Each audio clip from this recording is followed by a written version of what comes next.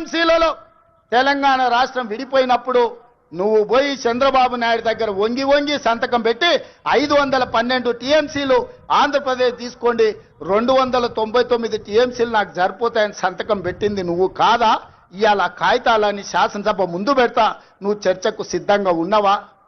10 ఏళ్లలో ఏ ఒక్కరోజు కూడా కాగితాలు రాసుకొని పంపకాలు చేసుకున్నా 299 టీఎంసీ నీళ్లు ఎన్నడూ వాడలే. 200 టీఎంసీలు కూడా నికరంగా ప్రతి సంవత్సరం వాడలే.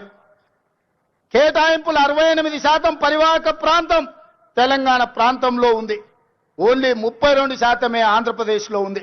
ఆ లెక్క ప్రకారం అంతర్జాతీయ జల విధానంలో 555 టీఎంసీలు తెలంగాణ రాష్ట్రానికి రావాలి.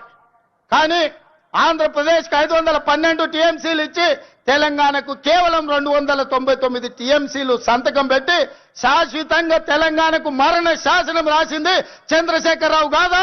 సంతకాలతో సహా ఆధారాలతో సహా అసెంబ్లీకి వస్తా చర్చించడానికి నువ్వు సిద్ధంగా ఉన్నవా అని నేను అడుగుతున్నా. ఆనాడు నువ్వు ముఖ్యమంత్రి ఉన్నప్పుడే రాయలసీమలో ముచ్చుమరి కట్టింది చంద్రబాబు నాయుడు, నిజం కాదా? ఆనాడు నువ్వు అధికారంలో ఉన్నప్పుడే జగన్మోహన్ రెడ్డి ఇదే ప్రగతి భవన్ లో రాయలసీమ లిఫ్ట్ ఇరిగేషన్ కు జీవోలు ఇచ్చి టెండర్లు పిలిచింది, నిజం కాదా?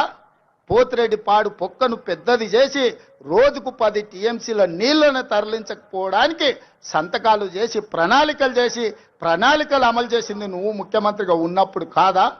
ఆధారాలతో సహా నేను వస్తా, నువ్వు రా చర్చకు. కృష్ణా నది మీద మనకు రావాల్సిన నీళ్లను శాశ్వతంగా ఆంధ్రప్రదేశ్కు తాకట్టు పెట్టి తెలంగాణ రైతాంగం మీద మరణ శాసనం రాసింది నువ్వు కాదా?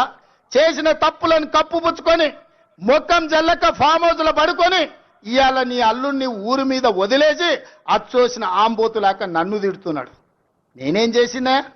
నేను వచ్చినాక సీతారామక్క నీటికి 65 టీఎంసీల కేటాయింపులు తీసుకొచ్చిన.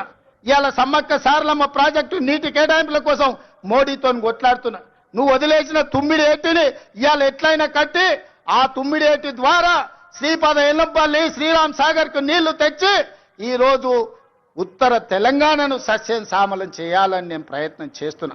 నువ్వు ఆపేసిన పాలమూరు కావచ్చు, నువ్వు ఆపేసిన కల్వకుర్తి కావచ్చు, నువ్వు వదిలేసిన నెట్టంపాడు కావచ్చు, నువ్వు నిర్లక్ష్యం వహించిన భీమా ప్రాజెక్టులను పూర్తి చేయాలని ఈ రోజు నేను